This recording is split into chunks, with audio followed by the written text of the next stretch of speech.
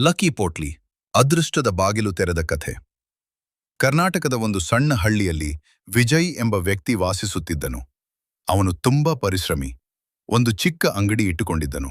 ಆದರೆ ಎಷ್ಟೇ ಕಷ್ಟಪಟ್ಟರೂ ಅವನ ಜೀವನದಲ್ಲಿ ಶಾಂತಿ ಇರಲಿಲ್ಲ. ಅಂಗಡಿಯಲ್ಲಿ ವ್ಯಾಪಾರ ಕಡಿಮೆ, ಮನೆಯಲ್ಲೇ ಸಾಲದ ಒತ್ತಡ, ಹಣ ಬಂದರೂ ಉಳಿಯದೇ ಹೋಗುತ್ತಿತ್ತು. ಕುಟುಂಬದವರು ಸದಾ ಚಿಂತೆಯಲ್ಲಿ ಮುಳುಗಿದ್ದರು. ಒಂದು ದಿನ ತುಂಬಾ ಬೇಸರಗೊಂಡ ವಿಜಯ್ ದೇವಾಲಯಕ್ಕೆ ಹೋದನು. ದೇವರ ಮುಂದೆ ಕುಳಿತು ಕಣ್ಣೀರು ಹಾಕುತ್ತಾ ಹೇಳಿದನು, ದೇವರೇ, ನಾನು ಯಾರಿಗೂ ಕೆಡಕು ಮಾಡಿಲ್ಲ. ಯಾಕೆ ನನ್ನ ಜೀವನದಲ್ಲಿ ಇಷ್ಟು ಸಮಸ್ಯೆಗಳು? ಅದೇ ಸಮಯದಲ್ಲಿ ಅಲ್ಲಿಗೆ ಒಬ್ಬ ವಯಸ್ಸಾದ ಫಕೀರ್ ಬಂದನು. ಅವನ ಮುಖದಲ್ಲಿ ವಿಚಿತ್ರವಾದ ಶಾಂತಿ ಇತ್ತು.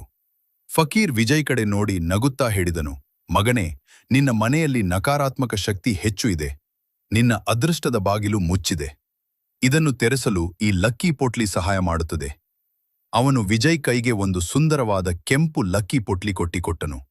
ಫಕೀರ್ ಹೇಳಿದನು, ಇದನ್ನು ನಂಬಿಕೆಯಿಂದ ಮನೆಯಲ್ಲಿ ಇಡು. ಒಳ್ಳೆಯ ದಿನಗಳು ಶುರುವಾಗುತ್ತವೆ. ವಿಜಯ್ ಅದನ್ನು ಮನೆಗೆ ತಂದು ಗೌರವದಿಂದ ಇಟ್ಟನು. ಕೆಲವೇ ದಿನಗಳಲ್ಲಿ ವಿಚಿತ್ರ ಬದಲಾವಣೆಗಳು ಆರಂಭವಾದವು.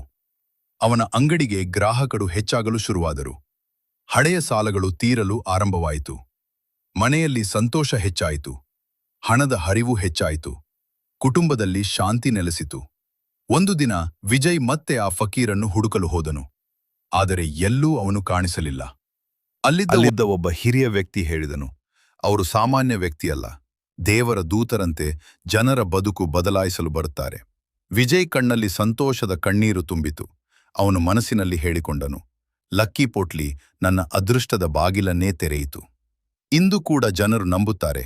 ಸಂಪತ್ತು, ಯಶಸ್ಸು ಮತ್ತು ಒಳ್ಳೆಯ ಅವಕಾಶಗಳಿಗಾಗಿ ಲಕ್ಕಿ ಪೊಟ್ಲಿ ಒಂದು ಆಶೀರ್ವಾದದ ಸಂಕೇತವಾಗಿದೆ.